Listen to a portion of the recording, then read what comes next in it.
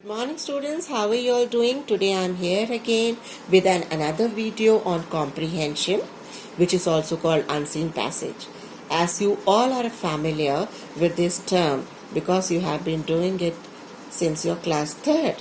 Now let us understand what the comprehension means. In this video I will explain you about what are the things which we have to keep in mind while doing the comprehension. So comprehension means to comprehend, to read and understand. Comprehend means to read and understand, then to explore. Explore means to find out the answers to the given questions followed by the passage. But to do this, you can only attempt comprehension nicely only when you have a good reading ability. So increase that.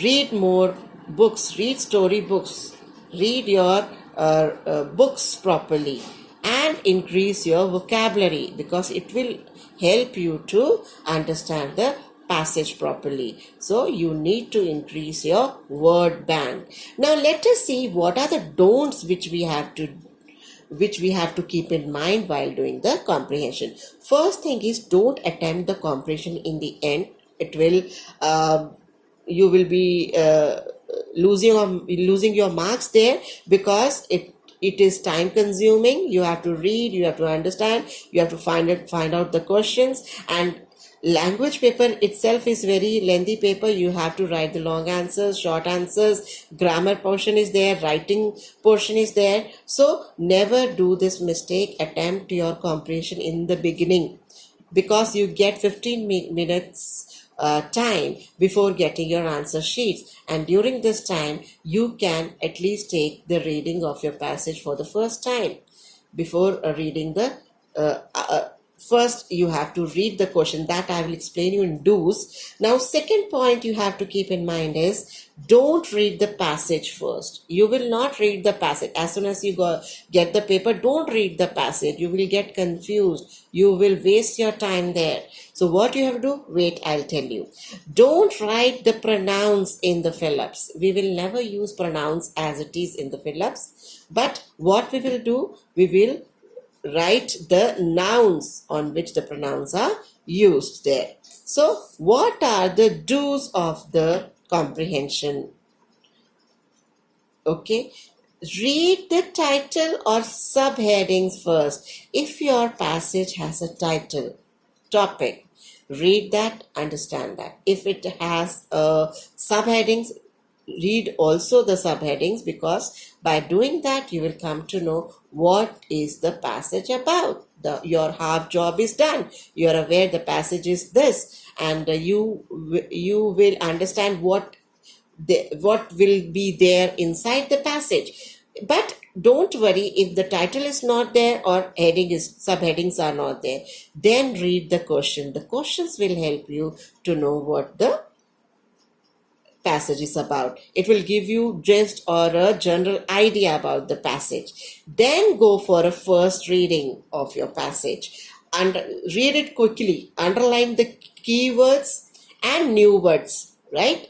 Keywords here means the words which are which explains more about your main topic of the passage, right? Then reread the passage for the second time carefully and answer the question sequentially. You have to also follow the sequence. See, your questions are framed in such a way that you will find the answers sequence wise in your passage.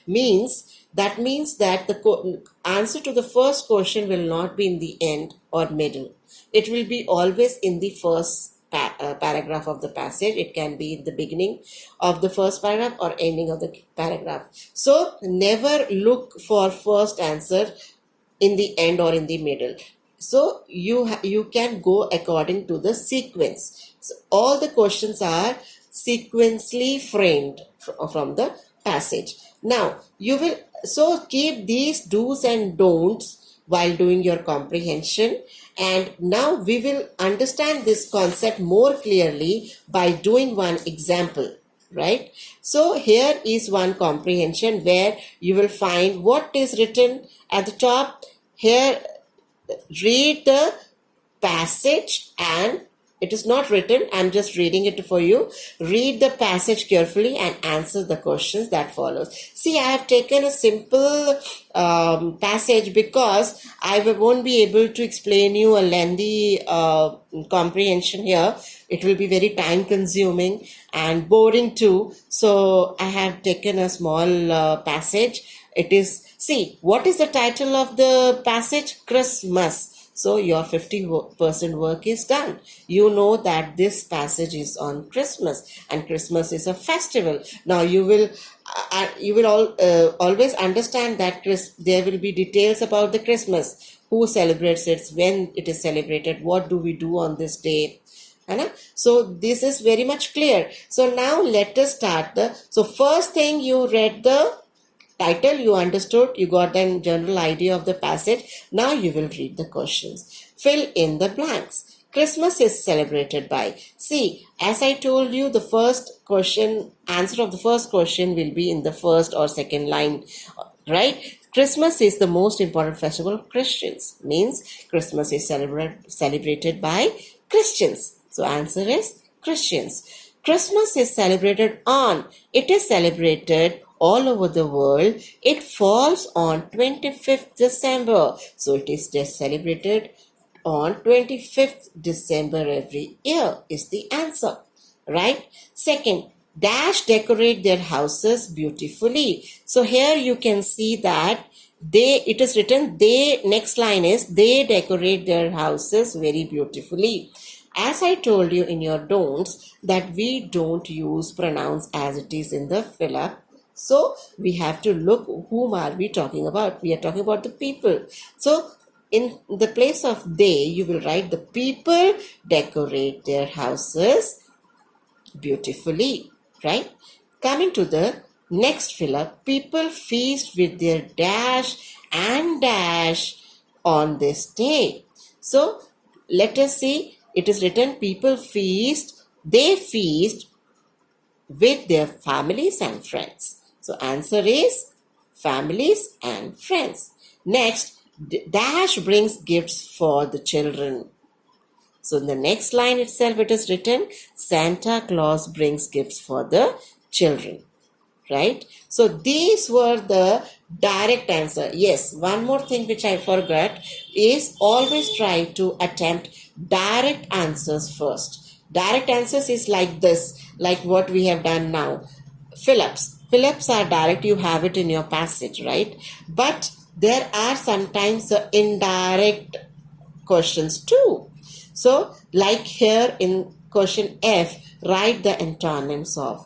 You have to find out the antonyms of these words which are not there in the passage, but the answers of these words, antonyms, are there in the passage. So you have to find it out. So the first word is poorly and badly. So you have to find out from this passage. It will be, what can be the answer? If you look into the last lines, you have Santa Claus brings gifts for the children. People help the poor and needy. Okay, the answer is not here, sorry. So you have to start from the beginning. It is celebrated all over the world and all. They decorate their houses very beautifully. They go to church with their family. Beautifully, yes. They decorate their houses beautifully. The question was poorly or badly. So answer to this antonym will be beautifully. Next is wealthy. Wealthy means rich, अमीर है ना, तो इसका क्या होगा, we have to find out further. अब beautifully के नीचे ही answer होगा, because always, as I told you, the questions are framed according to the sequence. So the next, if you see, Santa Claus bring gifts for the children, people help the poor and needy. So answer of wealthy can be poor. Needy also is the correct answer for it, right? So this is how you find the antonyms. Now next antonym is violence. Violence. So next, let us read further. People help the poor and needy. Christmas is a festival of love, peace. Oh, peace का मतलब होता है शांति, right? So you should know the meanings.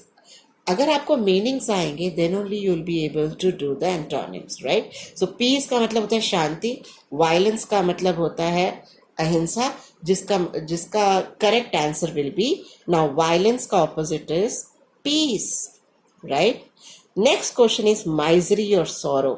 Sorrow दुख है ना, दुख. So what can be the correct answer for sorrow? Let us read further. So, help the poor and needy. Christmas is a festival of love, peace, joy.